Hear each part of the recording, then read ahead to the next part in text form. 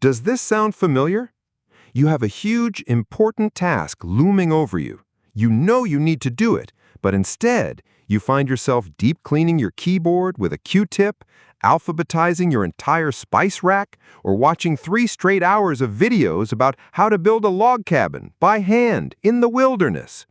It's that moment, that specific moment where your logical brain is just screaming, "Do the thing!" But your emotional brain has completely hijacked the controls and is flying the plane directly to anything but that land. What if I told you this isn't a battle of willpower you're losing every day? It's a magic show, and your brain is the magician performing illusions to trick you into inaction. The good news? We can learn the tricks too. And in this video, I'm going to teach you 5 simple but powerful psychological magic tricks that will break the procrastination spell for good. And the first trick is so simple it feels like cheating. It's called the shrinking spell, and it's all about making your scary monster of a task look like a harmless kitten. Magic trick number 1, the shrinking spell, also known as the 2-minute rule. Here's the secret. We don't procrastinate because we're lazy. We procrastinate because the task feels too big, too overwhelming, too scary.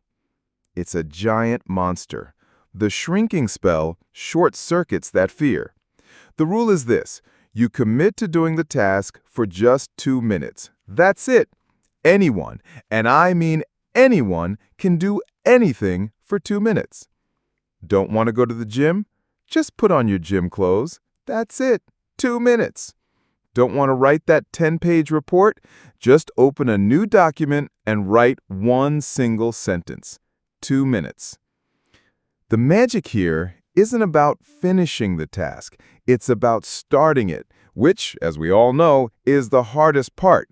The real illusion is that once you start, Sir Isaac Newton takes over. An object in motion stays in motion. You'll often find that after 2 minutes, you just keep going. Okay, you've started, but what about that paralyzing feeling of, I don't know where to begin? The next trick, the fortune teller's map, gives you a crystal clear first step. Magic trick number 2, the fortune teller's map, or identify the next physical action. Your brain freezes and defaults to procrastination when a task is abstract. Write essay is not a task, it's a threat. Clean the garage is a catastrophe. This trick forces you to have absolute, undeniable clarity.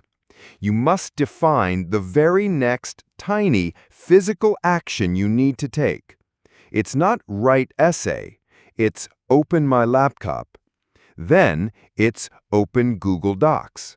Then it's type a single stupid-sounding title. See the difference? We're transforming a vague, scary monster into a series of simple, non-threatening, step-by-step instructions. Open laptop isn't scary. Anyone can do that. This trick is like a fortune teller reading your palm and showing you the very next step on your path, making the future feel manageable instead of terrifying. You've got your first step, but the whole time there's a nagging voice in your head saying, "Ugh, this is going to be painful." Our third trick is a Jedi mind trick to silence that voice. It's called the pleasure illusion. Magic trick number 3, the pleasure illusion, also known as temptation bundling. This is where we perform some real alchemy. This trick pairs something you have to do, the painful task, with something you genuinely love to do, the pleasure. The rule is simple but strict. You are only allowed to enjoy your favorite guilty pleasure, whether that's listening to that true crime podcast, eating that specific brand of chips, or blasting your favorite cheesy 80s playlist while you are doing the dreaded task. Want to listen to that new podcast episode? Great. You can, but only while you're folding the laundry. Craving those chips? You can have them, but only while you're answering those boring emails. This bundles the pain with pleasure, tricking your brain's reward system. Over time, your brain starts to associate the dreaded task with a hit of dopamine, making you, crazily enough, almost look forward to it. Now your brain is less resistant, but what about the deep, primal fear of failure? That paralyzing fear that I'm going to do a bad job and everyone will know. Trick number 4, the invisibility cloak, makes that fear vanish into thin air. Magic trick number 4, the invisibility cloak, or the shitty first draft permit. Let's be clear, perfectionism is the mother of all procrastination.